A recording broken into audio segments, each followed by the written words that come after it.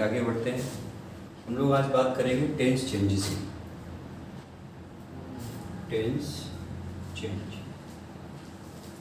हम लोग देखेंगे कि किस तरह से डायरेक्ट से इनडायरेक्ट नरेशन करने पर टेंस में चेंज लाया जाता है। देखिए, एक बहुत बेसिक सी बात है, इस फंडामेंटल बेसिक को आप टेंस चेंज के रिगार्डिंग अपने मन में बिठाइए।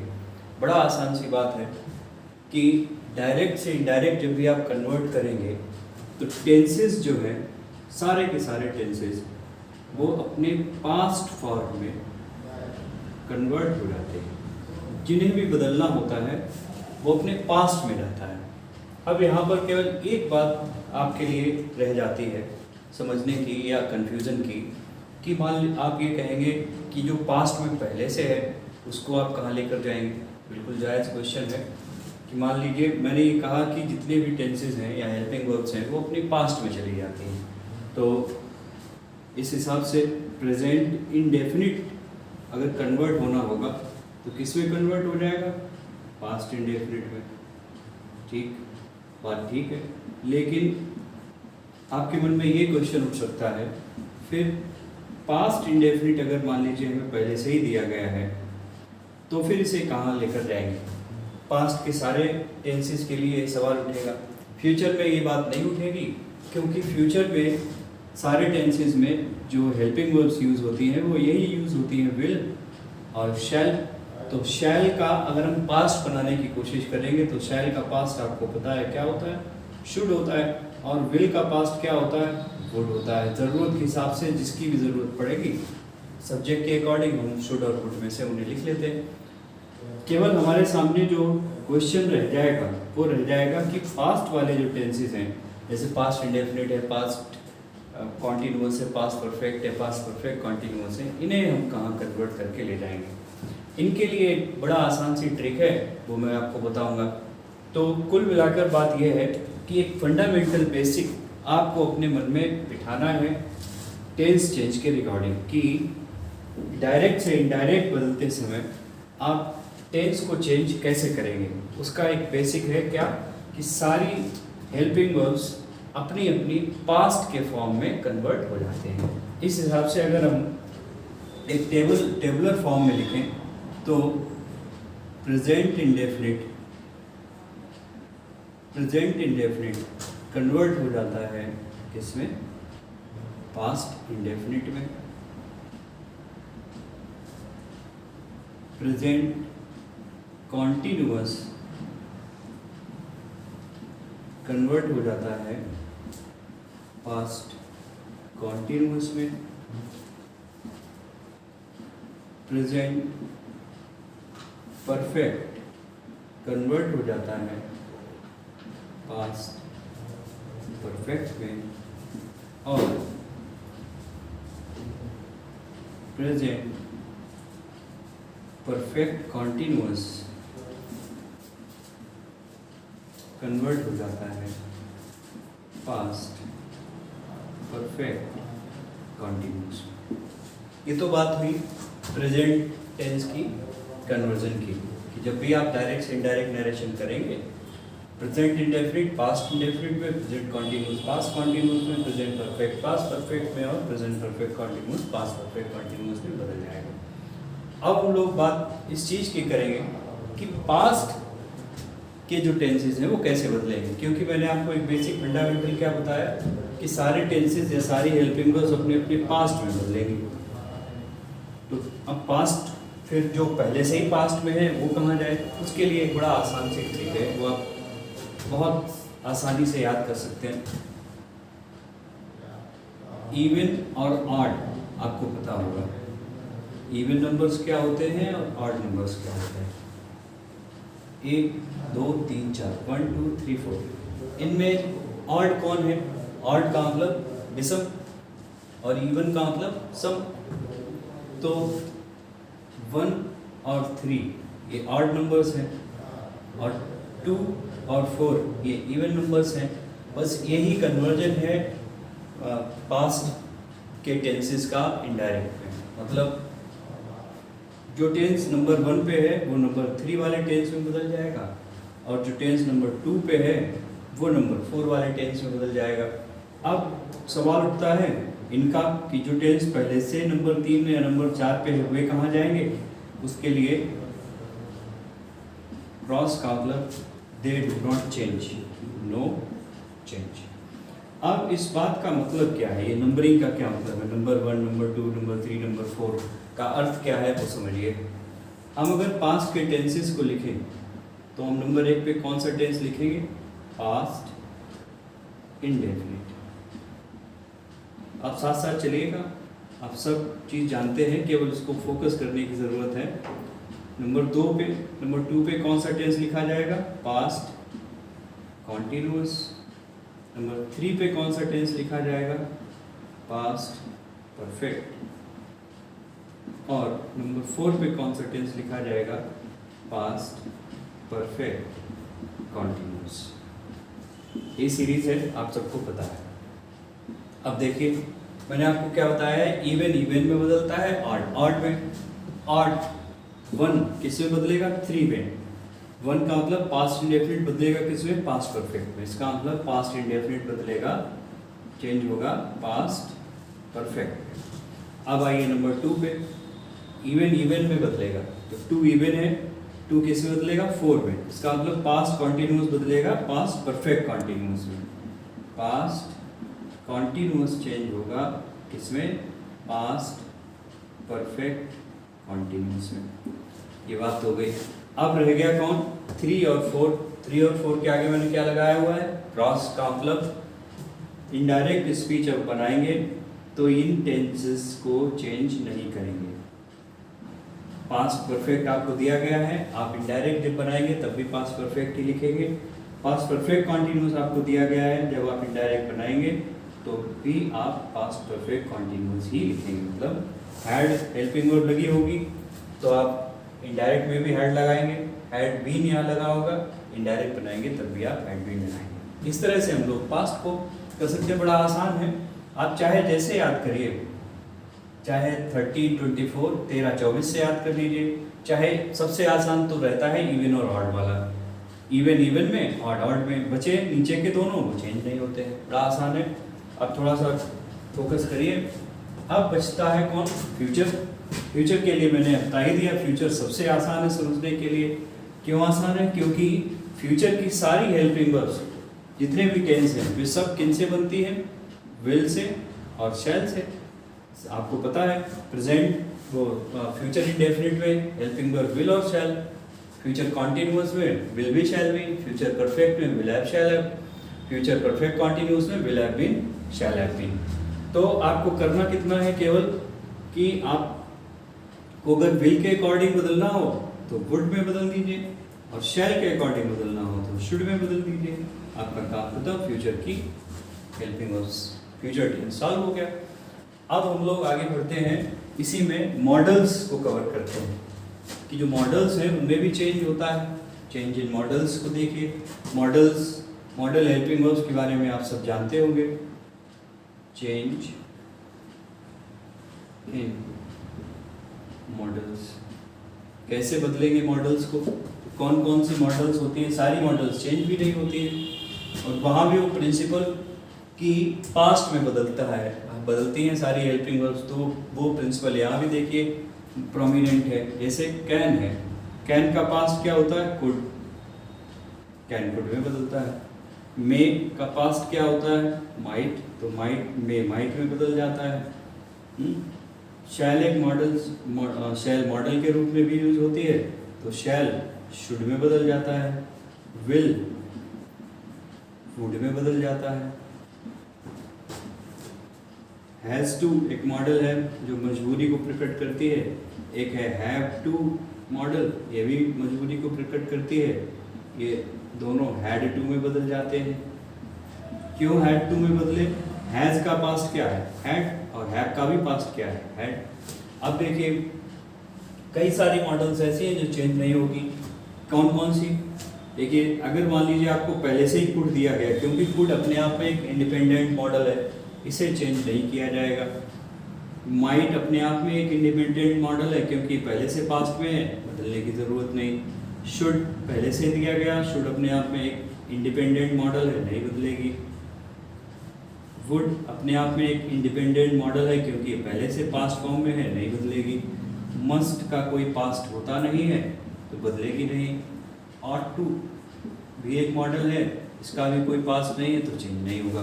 तो बड़ा आसान है समझना कि मॉडल्स में किस तरह से चेंज होगा। देखिए जो पहले से पास्ट में है उनको चेंज नहीं किया, और जिनका कोई पास्ट हो नहीं सकता है उनको चेंज नहीं किया। तो मस्ट दिया जाएगा, आप मस्ट लिखेंगे। डायरेक्ट में भी ऑट टू दिया जाएगा, डायरेक्ट बनाएंगे तब भी ऑट टू लिखेंगे। कुड, माइट, शुड, वुड पहले से पास्ट में है, बदल नहीं सकते। जो प्रेजेंट के फॉर्म में थी उन्हें हमने चेंज कर दिया उनके पास्ट में। कैन का कुड, मे का माइट, शैल का शुड, विल का would, has to, have to का हैड टू हो गया। इस तरह से आप मॉडल्स में चेंज कर सकते हैं। कुल मिलाकर जो टेंस चेंज है इनडायरेक्ट स्पीच का, वो फिर से मैं दोहरा रहा हूँ, एक ही प्रिंसिपल पर डिपेंड करता है। क्या कि प्रेजेंट की फॉर्म कन्वर्ट्स टू पास्ट की फॉर्म। बस इस बात को अपने गले में बिठाइए। और पास्ट टेंस के लिए आप इवन ऑट को याद रखिए, पहला तीसरे में, दूसरा चौथे में। 2-3 बार इस गाने को गुनगुनाइए, पहला तीसरे में, दूसरा चौथे में, खेल खत्म। तो ये तो है हमारा टेंस में चेंज। अब हम लोग आगे बात करेंगे, कुछ स्पेशल वर्ड्स होते हैं उनमें भी चेंज लाया जाता है, उनके बारे में।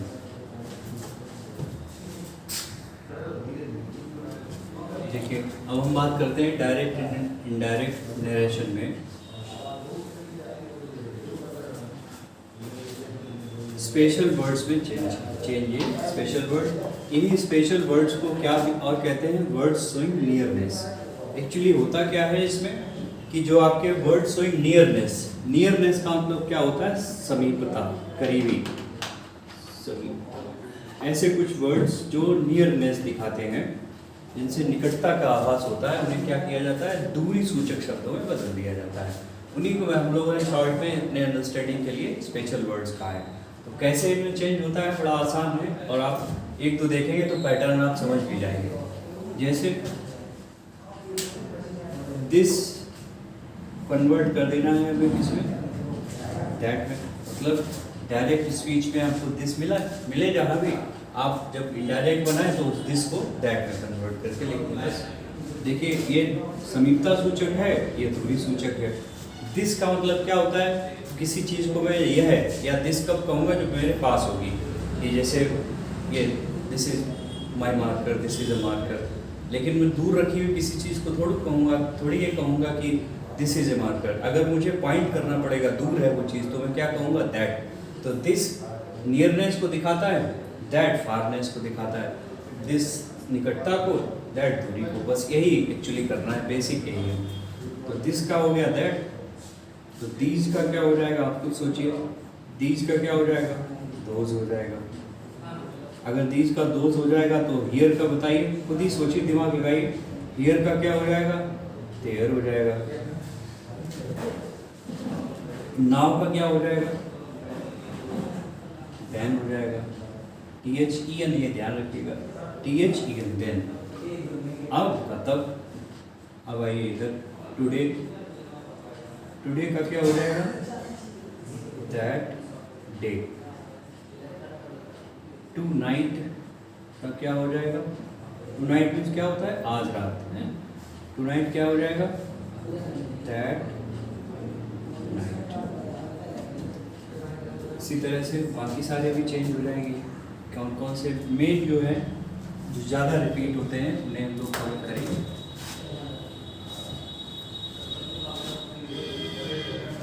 Tomorrow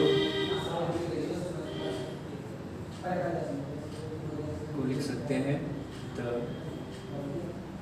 day, the following day,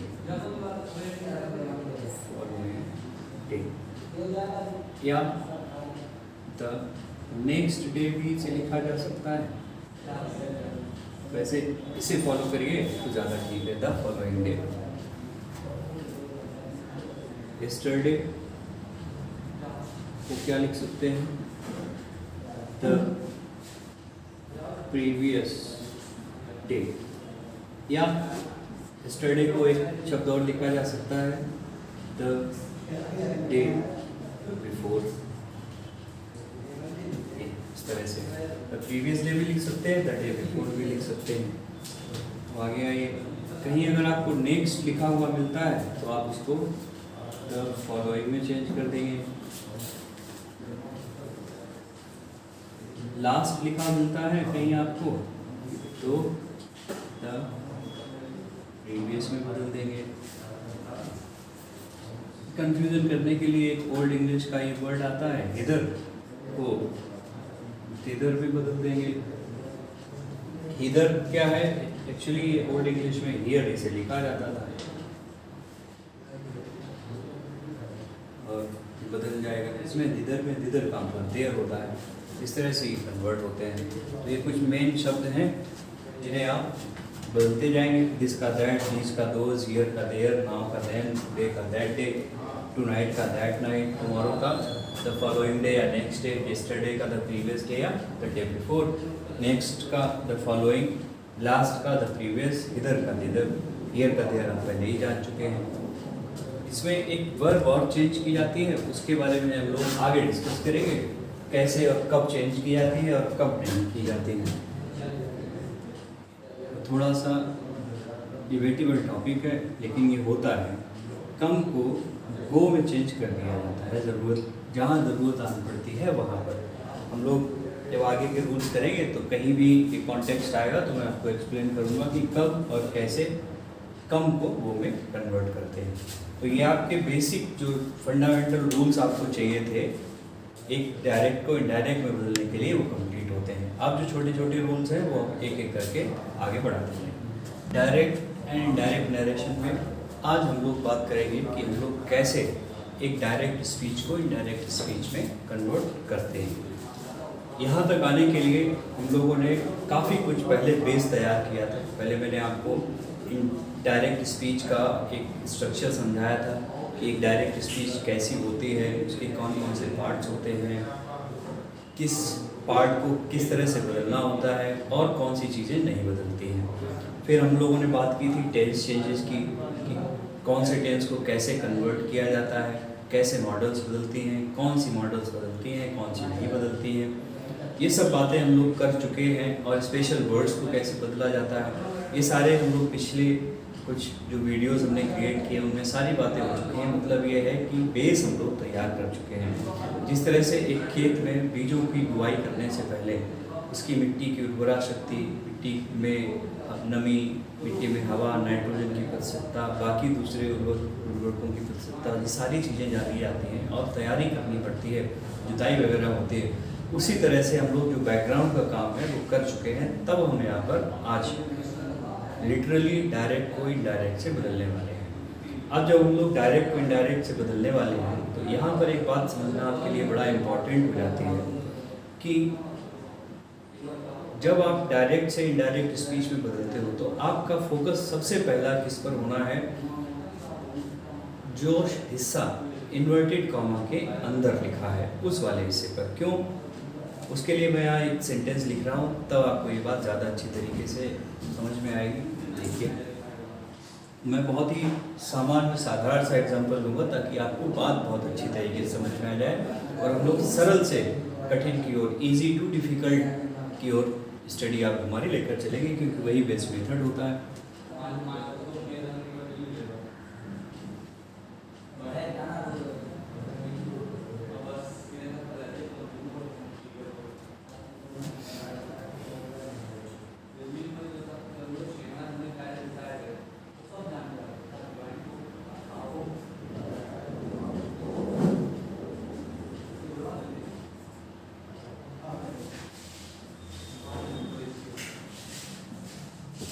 देखिए, सेंटेंस मैंने लिया है, बड़ा साधारण सा है। Ravi said to Mohit, comma inverted comma, this boy is a rock. Rock means बदमाश, शैतान होता है। This boy is a rock. अब इस सेंटेंस को अगर आपको इनडायरेक्ट में चेंज करना है तो मैंने आपको बताया है कि आपका पहला फोकस, पहली नज़र कहाँ जाएगी, इन्वर्टेड कॉमा के अंदर वाले हिस्से पर। और आप क्या देखेंगे, यहाँ आप ये देखेंगे इस स्टेटमेंट का टाइप ऑफ सेंटेंस क्या है। टाइप ऑफ सेंटेंस का मतलब क्या, ये जो सेंटेंस लिखा गया है ये वाला इन्वर्टेड कॉमा के अंदर, जिसे हम लोग आरएस कहते हैं, ये कौन से टाइप का सेंटेंस है? ये सेंटेंस क्या पॉजिटिव है या निगेटिव है? क्या ये इंटेरोगेटिव है? इंटेरोगेटिव है तो कौन से टाइप का है? और क्या ये इम्परेटिव है? क्या ये एक्सक्लेमेटरी है या क्या ये ऑपरेटिव है? ठीक है, इस चीज़ पर आप नज़र पहले डालेंगे। क्यों डालेंगे इस चीज़ पर नज़र? क्योंकि यहाँ आपको जो चीज़ बदलनी है, वर्ब बदलनी है, कॉमा इन्वर्टेड कॉमा को बदलना है, रिप्लेस करना है, ये सारी चीज़ें डिपेंड किस बात पर करेगी कि ये जो RS में आपको सेंटेंस दिया गया है इसका टाइप क्या है। ये बहुत इंपॉर्टेंट बात है क्योंकि आगे के जो रूल्स हैं वो इसी बात पर डिपेंड करेंगे। पहला फोकस आपका यहीं पर जाना चाहिए। ठीक, अब हम लोग एक एक करके जितने भी टाइप के सेंटेंसेस हैं उनकी बात करेंगे कि यदि RS असर्टिव है तो क्या रूल्स हैं, यदि RS इंटरोगेटिव है तो क्या रूल्स हैं, यदि RS इम्परेटिव है तो क्या रूल्स हैं, यदि RS एक्सक्लेमेटरी या ऑपरेटिव है तो क्या रूल्स हैं। ठीक, तो जो हमारे रूल्स हैं वो टाइप ऑफ सेंटेंस पर डिपेंड करते हुए चलेंगे, इसीलिए हम इस पर पहली नज़र हमारी यहीं पर गिरनी चाहिए। अब जैसे ये सेंटेंस हमारा हमें दिया गया है तो हमने देखा कि ये जो RS का हिस्सा है, रिपोर्टेड स्पीच का ये जो सेंटेंस है, ये कैसे कौन से टाइप का सेंटेंस है? ये सेंटेंस कैसा है? असर्टिव है। असर्टिव सेंटेंस आपको पता है दो तरह के होते हैं, एक जिन्हें हम लोग अफर्मेटिव कहते हैं, अफर्मेटिव, और दूसरे वो जिन्हें हम लोग निगेटिव कहते हैं। जो निगेटिव इन्फॉर्मेशन देते हैं वो निगेटिव सेंटेंस, जो पॉजिटिव इन्फॉर्मेशन देते हैं वे अफर्मेटिव। तो अफर्मेटिव को इसीलिए हम अपनी अंडरस्टैंडिंग के लिए पॉजिटिव भी करते हैं। ये दोनों ही टाइप के सेंटेंस असर्टिव कहे जाते हैं। तो फिलहाल हमारा जो टॉपिक है वो क्या है कि यदि RS वाला हिस्सा असर्टिव है तो हमारे रूल्स क्या है। हम लोग यहीं शुरुआत करते हैं। Rule number 1, if RS is assertive sentence. लोग रूल लिखेंगे क्या? Rule, if RS is an assertive sentence. Assertive शब्द को आप बहुत अच्छी तरीके से अपने मन में बिठाइए। असर्टिव का मतलब पॉजिटिव और निगेटिव दोनों होता है। पॉजिटिव सेंटेंस भी असर्टिव कहे जाते हैं और निगेटिव सेंटेंस भी असर्टिव कहे जाते हैं। तो अब हम लोग बात करेंगे क्या कि यदि आपका RS पॉजिटिव या निगेटिव है, मतलब असर्टिव है, तो कौन से रूल्स अप्लाई किए जाएंगे। देखिए, फर्स्ट पॉइंट, आप इस वर्ब को कैसे बदलेंगे। देखिए, सैड आएगा तो आप सैड लिख दोगे, लेकिन सैड टू आया अगर तो आप उसकी जगह पे लिखोगे क्या? टोल्ड। से आया, पैटर्न समझिए, आपको बड़ा आसानी रहेगी। से आया तो से लिख देंगे, और से टू आया तो क्या लिखेंगे? टेल लिखेंगे। सेज दिया गया है तो आप सेज लिखेंगे, और सेज टू आया तो आप टेल्स लिखेंगे। इस तरह से हम RV रिपोर्टिंग वर्ब को चेंज करेंगे। आपने पैटर्न समझ लिया होगा, जब तक टू नहीं साथ में जुड़ा है तब तक चेंज नहीं हुआ वर्ड। देखिए, यहाँ टू नहीं लगा है, सेड का सेड बना रहा, से का से, सेज का सेज, लेकिन जब टू जुड़ गया तो शब्द बदल गए। सेड टू का टोल्ड हो गया, से टू का टेल हो गया, और सेज टू का टेल्स हो गया। पहली बात, एक रूल ये, लेकिन आप ये ध्यान रखिएगा, ये कब अप्लाई किए जाएंगे? जब आपका रिपोर्टेड स्पीच वाला हिस्सा कैसा होगा? असर्टिव होगा। इंटरोगेटिव, इम्परेटिव, एक्सक्लेमेटरी, ऑपरेटिव होगा तो ये रूल अप्लाई नहीं किए जाएंगे। अब आगे चलते हैं। सेकेंड पॉइंट बात करते हैं हम लोग हमारे पंक्चुएशन के सिंबल्स की, कि जो ये कॉमा और इन्वर्टेड कॉमा हमें मिलेंगे, इनकी जगह पर हम क्या लगाएंगे? इनकी जगह पर हम यूज करेंगे एक कंजंक्शन जिसका नाम है दैट। कॉमा इन्वर्टेड कॉमा को हटाएंगे और इस जहाँ ये कॉमा प्लेस्ड होगा इसी जगह पे हम क्या लिख देंगे? दैट। फिर से वही बात, ये कब लिखेंगे? जब आपका रिपोर्टेड स्पीच वाला हिस्सा असर्टिव होगा। ये बात मैं इसलिए रिपीट कर रहा हूँ क्योंकि अगर आप यहाँ पर गलती कर गए तो सब कुछ गड़बड़ हो जाएगा, फिर आपकी सारी मेहनत खत्म हो जाएगी। ये दो चीज़ें हुई।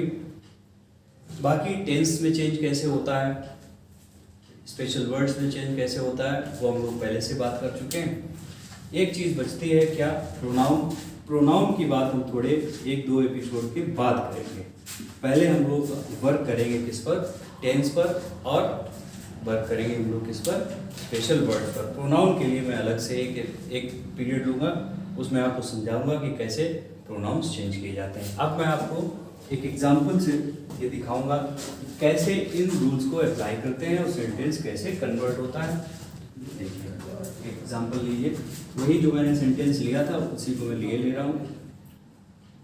Ravi said to Mohit, comma inverted comma, this boy is a rock. Rock means क्या होता है, बदमाश होता है, बदमाश, शैतान, शरारती लड़का। देखिए लिखा है Ravi said to Mohit this boy is a rock. मैंने आपको पहले ही बताया है, जब भी आप एग्जाम में अटेम्प्ट करने के लिए जाएंगे सबसे पहले नज़र आपकी होनी चाहिए कहाँ पर, RS वाला जो सेंटेंस है वो किस टाइप का है। RS आपका ये वाला हिस्सा है, इसका टाइप देखिए, ये एक असर्टिव सेंटेंस है। असर्टिव सेंटेंस है तो फिर आप असर्टिव वाले रूल्स को अप्लाई यहाँ करिए। रवि सेड टू किससे बदलेगा, आपको पता हो गया है, टोल्ड में बदलेगा।